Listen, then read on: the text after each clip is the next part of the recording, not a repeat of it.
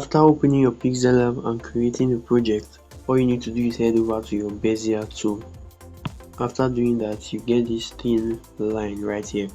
All you need to do now is to click on this icon right here to make it a whole shape.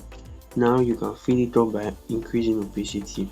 Reduce the stroke to 0 so it doesn't show, and then now go over to this icon and then you can easily edit your shape.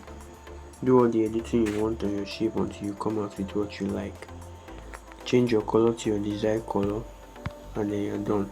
All you need to do now is to go to inner shadow, enable it, and give yourself a radius of 25, and make sure you use a lighter color for your inner shadow.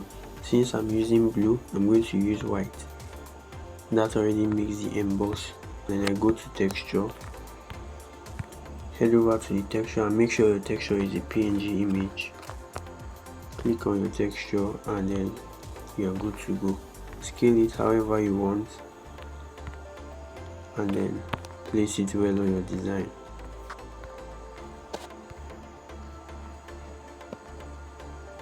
That is basically how to create this clipping mask effect. I hope this video was helpful. Don't forget to subscribe, leave a like and a comment on what you want me to do a tutorial on. Thank you guys for watching.